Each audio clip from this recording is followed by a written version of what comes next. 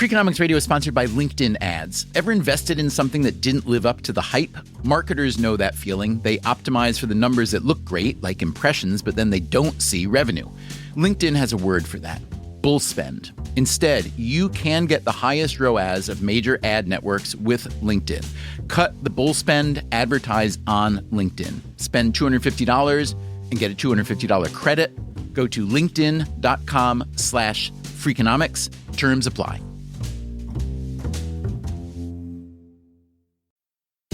Freakonomics Radio is sponsored by Hotels.com. Hotels.com gives you access to hundreds of thousands of hotels worldwide. And when you join for free, you can save up to 20% instantly with member prices. Plus, every stay earns rewards. So when you book one trip, you're already lowering the cost of the next one. Hotels.com is simple, rewarding, and designed to help you get more out of every stay. Sign up for free and book today. Hotels.com. It's all in the name. Freakonomics Radio is sponsored by Amica. You know what they say: if you want to go fast, go alone. If you want to go far, go together. So go with Amica and get coverage from a mutual insurer that's built for their customers, one that looks after what's important to you together. Auto, home, life, and more, coverage that fits your unique needs. Amica helps you protect what matters most. Visit amica.com and get a quote today.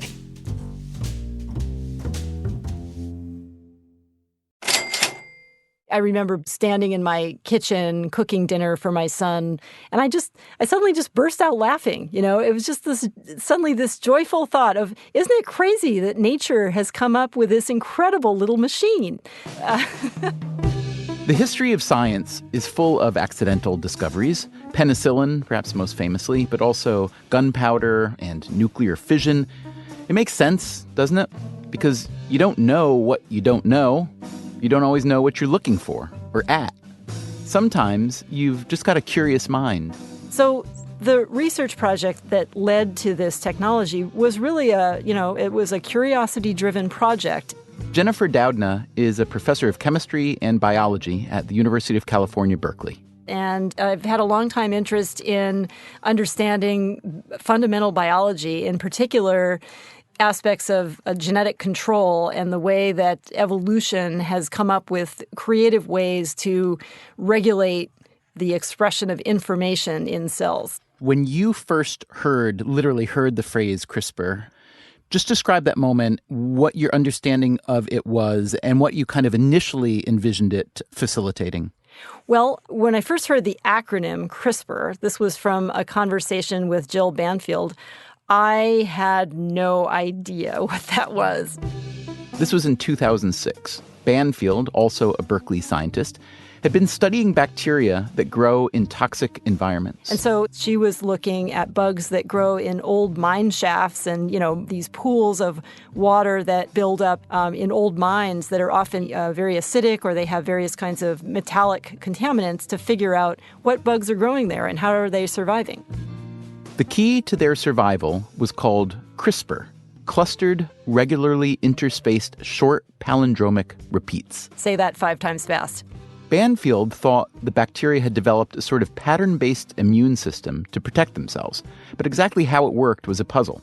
To help solve it, she recruited Doudna. And we ended up spending several afternoons where Jill was showing me her DNA sequencing data from bacteria and, explaining what these sequences were.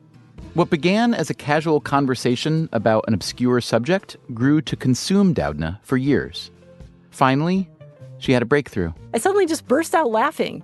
Today on Freakonomics Radio, the mind-blowing discovery that's already changing medicine and more. A remarkable gene editing tool called CRISPR. That's right, I said gene editing.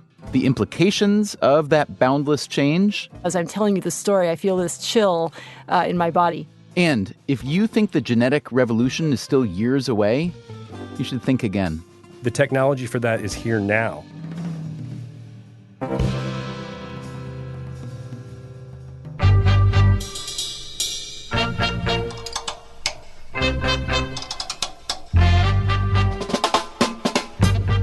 From WNYC Studios, this is Freakonomics Radio, the podcast that explores the hidden side of everything. Here's your host, Stephen Dubner. Congratulations on your future Nobel Prize. Jennifer Doudna hasn't won the Nobel Prize yet, but it's hard to imagine she won't. We'll go back to when she started working with Jill Banfield. Doudna learned that CRISPRs were DNA sequences stored in the cells of bacteria. You can think about it like a genetic vaccination card. It's a way that cells store information in the form of DNA from viruses to use in the future to protect cells if that virus should show up again in the cell. But how did it work? And what might it mean if scientists could figure it out? In 2011, having already studied CRISPR for a few years, Doudna attended a microbiology conference in Puerto Rico. There, she met Emmanuel Charpentier, then a researcher at Umeå University in Sweden. Charpentier was researching a mystery protein that she felt was the key to CRISPR. She and Doudna began a long-running collaboration. We were working together to understand the molecular basis. In other words, what are the molecules that allow bacteria to find and destroy viral DNA? That was the question that we set out to address. And in the course of that research, we figured out that a particular protein, it has a name, Cas9, is programmable by the cell. A protein that can be programmed to fight viruses? You can start to see where this is going. The amazing thing that this Cas9 protein does is it works like a pair of scissors. It literally grabs onto the DNA and cuts it at that place, at that precise place. They thought if nature could program this Cas9 protein to precisely edit DNA, why couldn't they? It turns out that when this is transplanted into animal or plant cells or human cells, it's possible to introduce changes to the DNA very precisely. And that's how the technology fundamentally works. Then came the night at home cooking dinner for her son when she burst out in joyful laughter at the sheer wonder and the massive possibilities. Isn't it crazy that nature has come up with this incredible little machine? So there was that sort of moment. And then, I think that sort of morphed into a growing recognition that, this technology was going to be very impactful in many different areas of science. Doudna, together with Charpentier and several other colleagues, wrote up their research and on June 8th, 2012, formally submitted it to the journal Science. It was published 20 days later. Suddenly, the world knew that the CRISPR-Cas9 system could be harnessed as a new gene editing tool. A new kind of genetic engineering is revolutionizing scientific research. Scientists think CRISPR could launch a new era in biology and medicine. CRISPR could help rid us of diseases like cystic fibrosis, muscular dystrophy, and even HIV and cancer. Jennifer Doudna had spent her career largely cloistered in laboratories.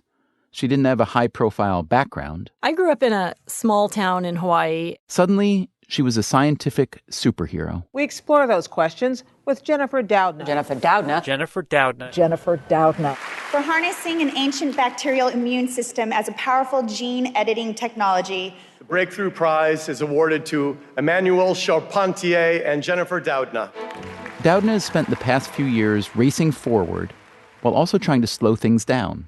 She wrestles with all this in a book she co-wrote with another CRISPR researcher, Samuel Sternberg. It's called A Crack in Creation. Why the title? It refers to what? Well, at its core, the CRISPR gene editing technology is now giving human beings the opportunity to change the course of evolution. And, human beings have been affecting evolution for a long time, right? But I think now there's a technology that allows very specific changes to be made to DNA that gives us a new level of control. And so, it's sort of opening a crack, and I sort of see it as like analogous to opening a door to the future that is really, a change in the way that we think about our world. As opposed to like a crack in the dimension that we will fall through and all disappear. Not that kind of crack. We hope the former, not the latter. Yeah. Okay. All right. So as you write in the book, we uncovered the workings of an incredible molecular machine that could slice apart viral DNA with exquisite precision. So When you call it an incredible molecular machine, your breakthrough of you and your colleagues is essentially an external human-guided replica of what already exists, or are you kind of taking over the controls of what inherently exists? This is important. We're really taking over the controls of what already exists. And we're doing it by using this bacterial system, the Cas9 protein, to find and make a cut in DNA in, let's say, human cells at a particular place where the cell's natural repair machinery can then take over and do the actual editing.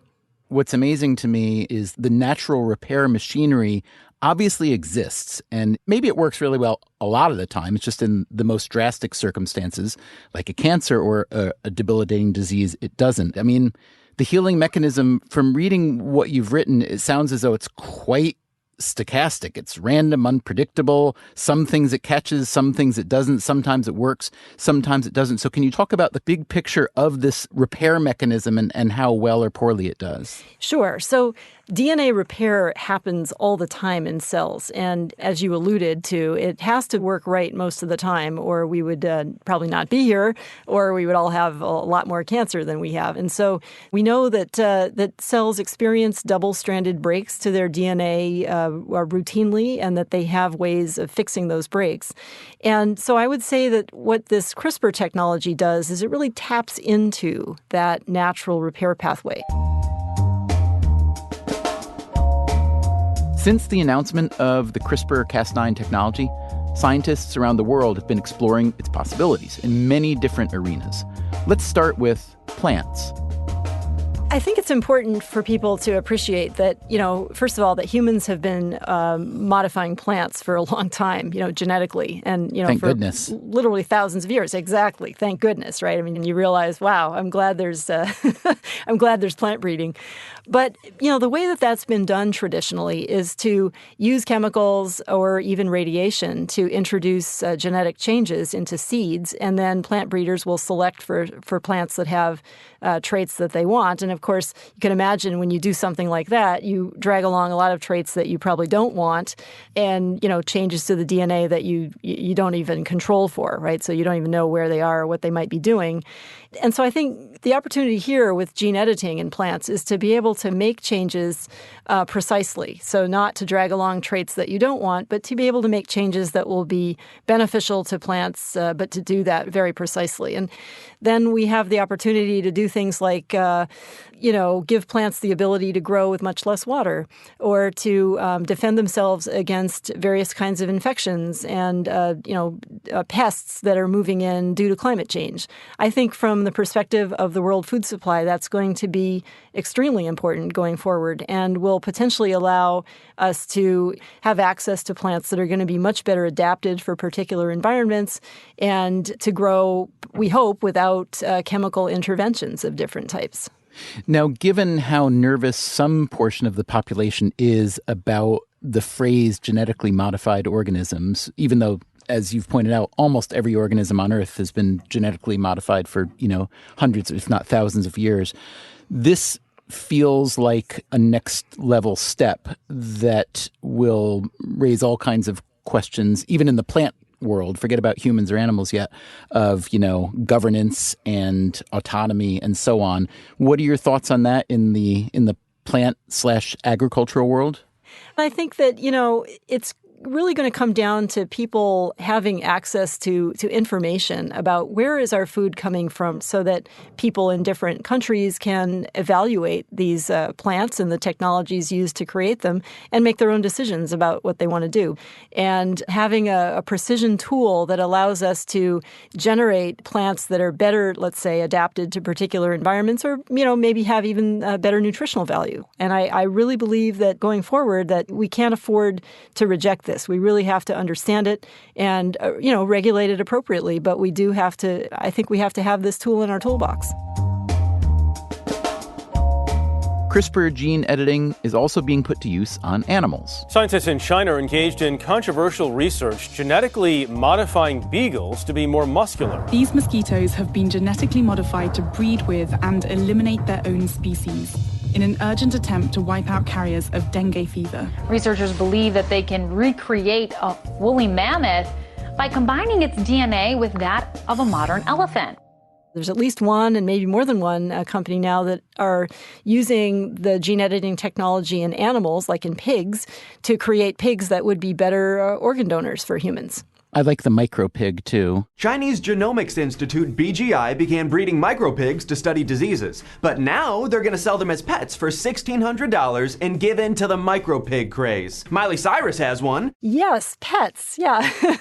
Right. The idea of, sort of a fanciful use in a way of gene editing, making animals that we think are cute. The animal with the largest implications, of course, is the human. Coming up on Freakonomics Radio, how long until potential employers or mates are scouring our genetic profiles to see if we're worthy? I mean, if you knew that your potential mate was at high likelihood of developing early dementia, you might think twice before getting married. And what keeps Jennifer Doudna up at night? And I realized with this horror, that I realized that it was Adolf Hitler.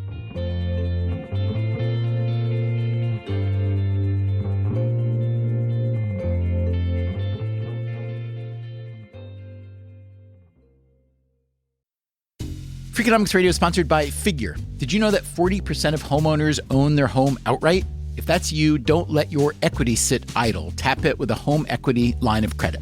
Figure, the #1 non-bank HELOC lender in the U.S., helps tap equity you've built in your home so you can do things like tackle a renovation or pay down debt. HELOC is a line of credit secured by your home. You can draw what you need, repay, and draw again. Figure offers a 100% online application. Get approved in 5 minutes and funding in as few as 5 days. It's faster than a bank loan and cheaper than a personal loan. Check your rate today without impacting your credit at figure.com/Freakonomics. This post is sponsored by Figure, NMLS ID 1717824. Figure is an equal housing lender. For more information about their licensing, visit nmlsconsumeraccess.org. Figure's HELOC is subject to credit approval and terms apply. Freakonomics Radio is sponsored by Principal, the perpetual pen tapper, the arbitrary fridge reorganizer, the holiday party planner that starts in May. Principal knows that your star employees have their work quirks. Principal also knows how much those employees mean to your business. You need them. They need benefits. Work with Principal so they can help your team with a retirement and benefits plan that's right for them. Principal Life Insurance Company, Des Moines, Iowa.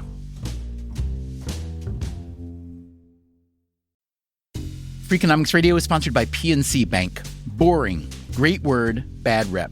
Yet time and time again here at Freakonomics, we find that when something culture-changing happens, boring things like calculations and careful planning are usually behind it. Which begs the question, why not apply it to other aspects of life, like banking, for example? Well, PNC Bank did since its inception, proving time and again that the best banking strategy isn't the exciting type, but the steady, reliable, definitely not YOLO type. PNC Bank, brilliantly boring since 1865. Brilliantly boring since 1865 is a registered mark of the PNC Financial Services Group, Inc. PNC Bank, National Association, member FDIC.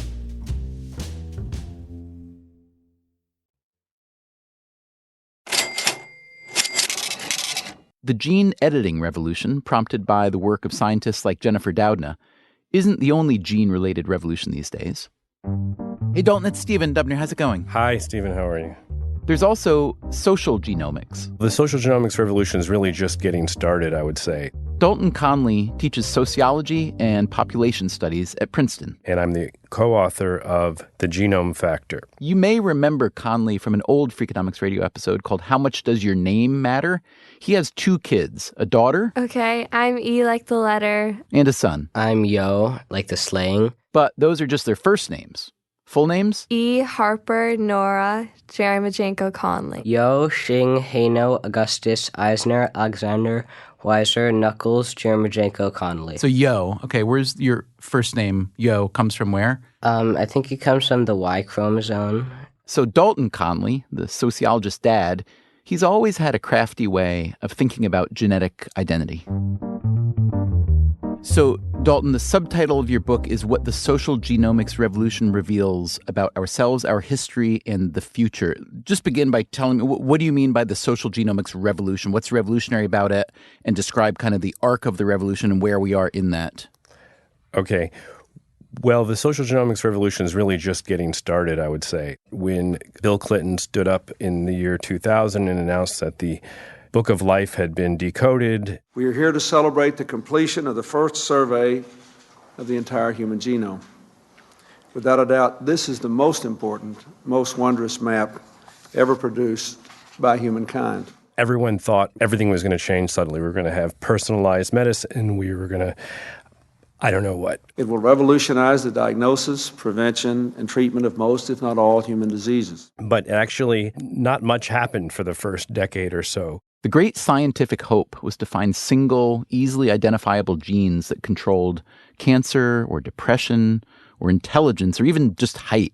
So that turns out to be an exception rather than a rule. That's Jason Fletcher. He's an economist at the University of Wisconsin in Madison, and he's Conley's co-author on the genome factor. Most of what we care about, most of life's important outcomes, are not one gene and one disease. They're more like hundreds or thousands of genes, all with really tiny effects, if you can even find them.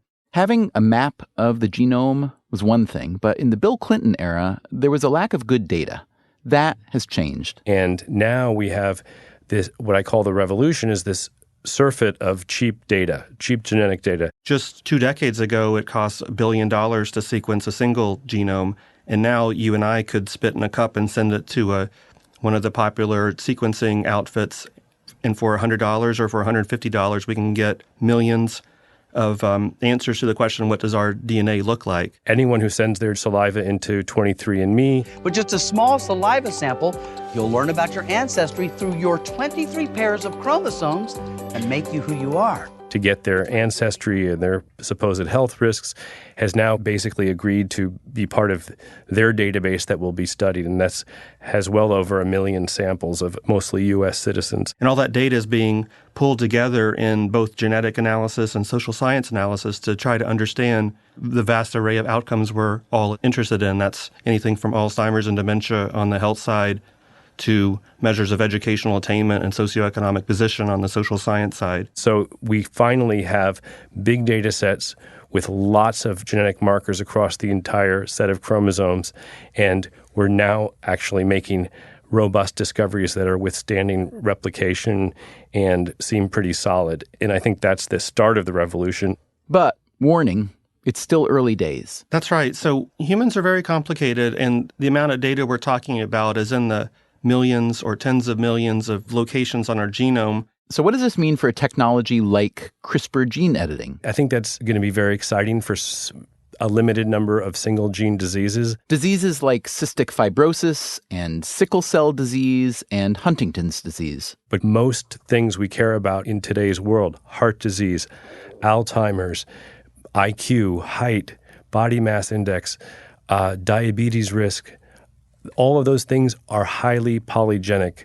That means that they're the sum total of many little effects all across the chromosomes. And that probably means we're not going to be doing gene editing in 1,000 different locations in the genome. At least not anytime soon. But with all the genomic data that are being accumulated, scientists have been devising a system to make sense of it all. We have a tool that's emerged called the polygenic score. So you take all the small effect sizes that you're finding across many, many, many genes, and you add them all up, and then you've created a summary scale of your predicted likelihood of doing X, where X could be smoking or getting dementia or going to college. But those scores aren't predicting very well right now. So before anything drastic happens socially, I would think that those scores would need to get a lot better. Once they really start explaining a lot of the variation in society, then I would start worrying. Worrying because why? The use by external authorities and companies of this information, that's definitely scary. And I think the other dimension is going to be in the marriage market, where people just take it upon themselves to want to know genetic information about their potential mates. I mean, if you knew that your potential mate was at high likelihood of developing early dementia, you might think twice before getting married. I mean, phenotypes are for hookups, but genotype is forever. So the technology for that is here now. It could be used in fertility clinics. It could be used on dating apps where people could put their genetic profile linked from 23andMe to OkCupid. Selection, of course, is something we all do every day. It's how we choose our friends, our allies and enemies, our political leaders. Some traits are observable, others less so. Some are heritable, others not. If the selection potential afforded by these new technologies is frightening to you, keep in mind the thing that's new about this is the technology. Remember the eugenics movement? That was justified by a preference for people of certain European ancestry, and not all European ancestry, but certain, just the favored groups, to have more children and to be given resources to the exclusion of all other people. And of course, it led pretty directly to Nazism and the exterminations of millions of people, and it also was used as the pseudoscience behind at least decades of racial injustice in the United States and many other countries. That is the nightmare that has given Jennifer Doudna actual nightmares. That really was one of the defining moments for me in terms of thinking about getting involved in the ethical conversation. So I had a dream in which I was working away. I think I was in my office, actually, and a colleague of mine came in and said, I'd like to introduce you to someone, and I would like you to explain the CRISPR technology to him. And he led me into a room, and there was a light in the room, and there was someone sitting in sort of silhouette in a chair with his back to me. And he turned around, and I realized with this horror, and I can feel it right now as I'm telling you the story, I feel this chill in my body, that I realized that it was Adolf Hitler. And he was looking at me with very, very intent look on his face and an eager kind of look, and he wanted to know about this technology. And I felt this incredible sense of fear, both sort of personal fear, but also profound kind of existential fear that, if someone like that were to get a hold of a powerful technology like this, how would they deploy it? And of course, when I woke up from that dream and I, thinking about it subsequently, and it was really scary to think about. And I thought, we have to proceed responsibly here. We cannot just, or at least for me, myself, I can't just carry on with my next experiment in my lab. I really have to get involved in a broader discussion about this. It's just too important a subject. I don't mean to at all diminish your argument, but I hear a lot of scientists make a similar argument, which is, look, we're doing our best on our end, and we really want to have this conversation kind of in public, especially with people who have the leverage, mostly politicians, let's say, to make smart choices. My question is, does a good mechanism or forum for that kind of conversation really exist? Well, I think we're kind of building it as we're going at some level. I've been involved in organizing a number of meetings. Right now they're fairly small in focus, but the idea is to really answer, we hope, that question that you just posed is how do you do that? How do you bring people from these different walks of life together so they can have a meaningful discussion? And I don't have the answer yet, but I do think that it has to involve formats that are accessible to people. It can't just be a bunch of academics, Right, talking in the silo to each other. Right, exactly. It cannot be that. It has to be using various ways. I think the media are going to be very important. I think people that write science fiction are going to be important. I think that movie makers are going to be important. Musicians and various kinds of visual artists are going to be important, because I think all of those people are very skillful at communicating ideas, and they can do it in some ways much more effectively than, a lot of technical jargon would ever achieve. So probably the most enticing and certainly the most controversial aspect of CRISPR is the power to reshape human beings, whether an individual with an illness or a generation of a family or maybe an entire, population. So obviously it's a gigantic area and something that probably nobody doesn't bring a lot of strong priors to the table with already. But can you just talk about this issue and your thinking about the issue and kind of where you've landed? I've seen an evolution in my own thinking, quite frankly, and I think that I sort of have gone from feeling very uncomfortable with, sort of the idea of making changes to human embryos, especially for anything that would be considered, not medically essential, to thinking that, there may come a time, I don't think we're there now, and I don't think it's right around the corner, but I think there may come a time when that sort of application is embraced and is going to be deployed. And I think that for me, the important thing is not to reject it. It's actually to understand it and really think through the implications. Now, let me ask you to take a step back and talk about actual therapeutic, treatment and the difference between germline and somatic editing. Yes. So that's very important to understand the difference. So, most of the applications that we've been talking about, especially in medicine right now, involve what we call somatic cell editing. And that means making changes to the DNA in cells of a particular tissue in a person that's already fully developed. But those changes do not become heritable. They can't be passed on to the next generation.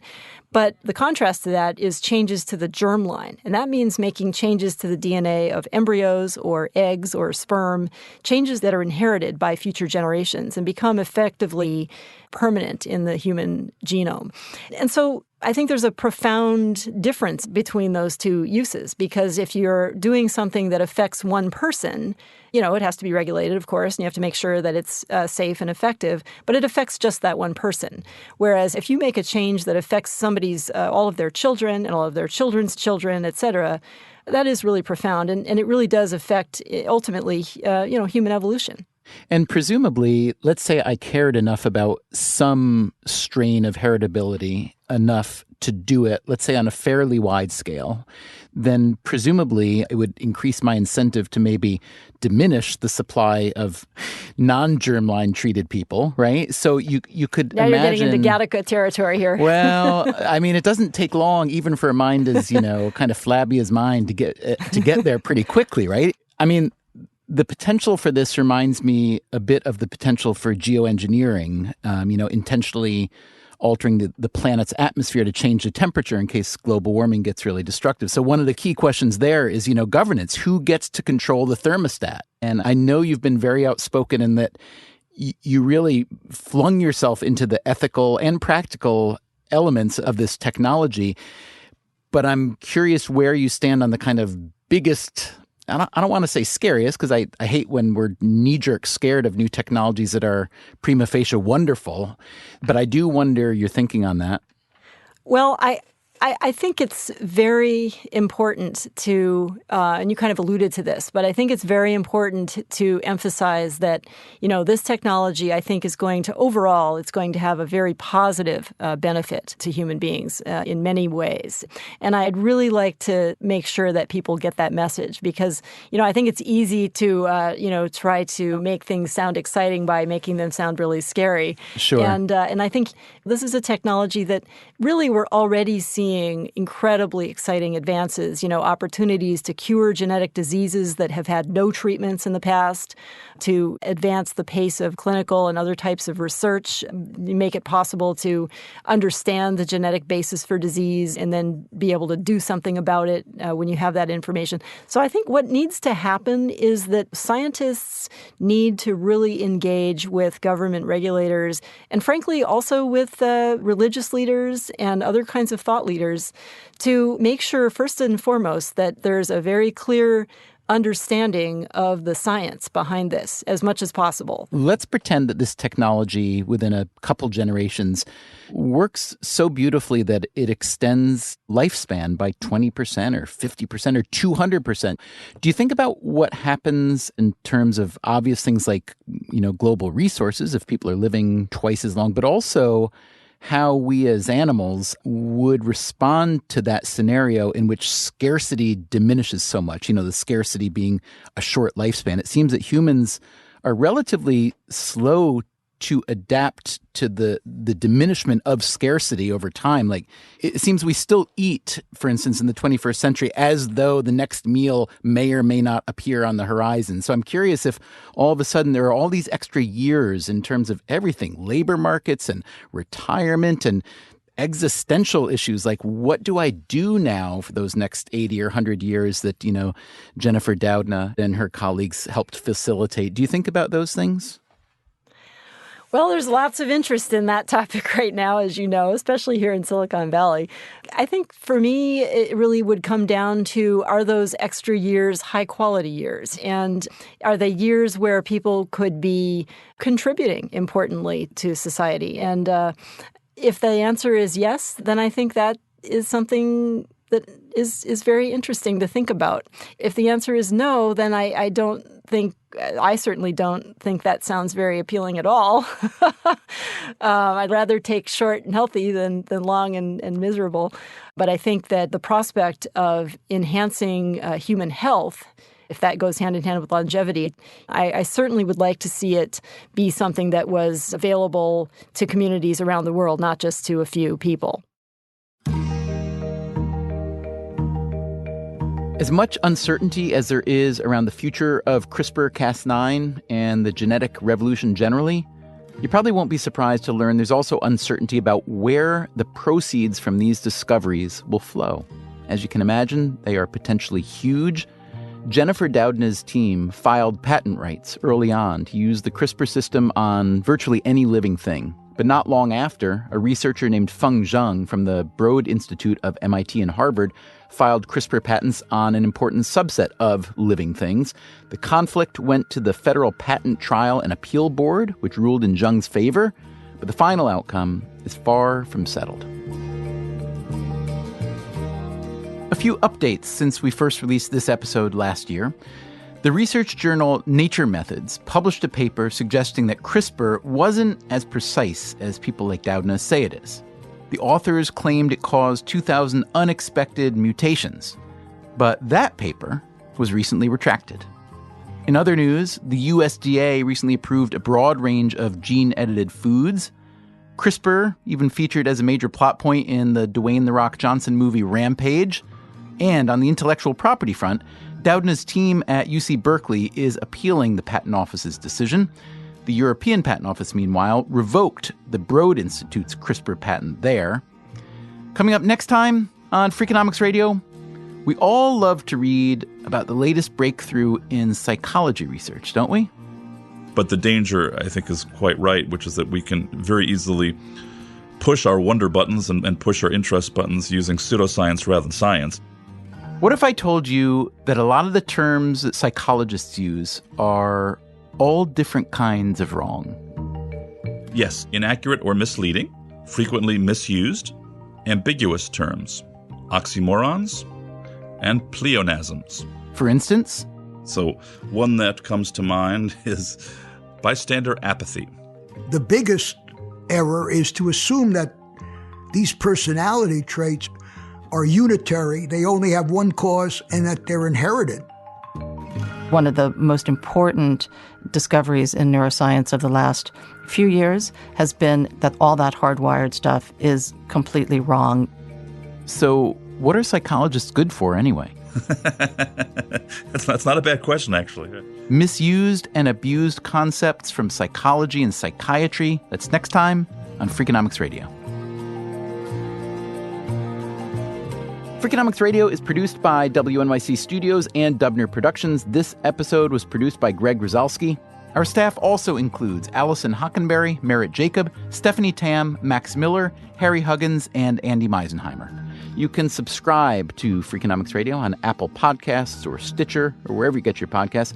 Also, at Freakonomics.com, you can find our entire archive. You can stream or download every episode we've ever made. You can read the transcripts. You can find links to the underlying research. We can also be found on Twitter and Facebook or by email at radio@Freakonomics.com. Thanks for listening.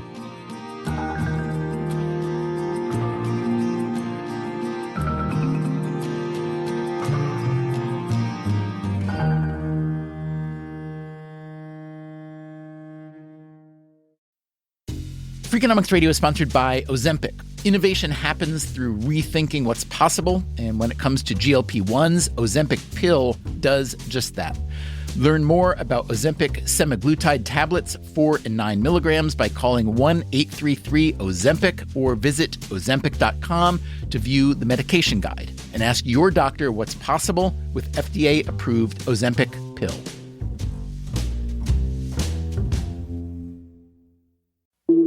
Breathe in. Feel the sense of calm that comes from having up to $300 in overdraft protection with GoToBank. Now, Did you say $300? yes. Now, back to our breathing. So if I overspend my balance, GoToBank has my back up to $300. Yes. Can we breathe out now? Less worries, more zen with over $300 in overdraft protection. Tap to open an account today. Eligible direct deposits and opt-in required for overdraft protection. Fees, terms, and conditions apply. Traditional home security only alerts you after a break-in, and that's too late. SimpliSafe is changing that. Stop. This is SimpliSafe. Police are on the way. We don't just alert, we stop crime before it starts. SimpliSafe, plan starting around $1 a day. Save 50% on your new system with professional monitoring at simplisafe.com/SXM or with promo code SXM. Outdoor deterrence requires a SimpliSafe Active Guard outdoor protection plan starting at $49.99 a month. Visit simplisafe.com/licenses for alarm license information. Tennessee 2012.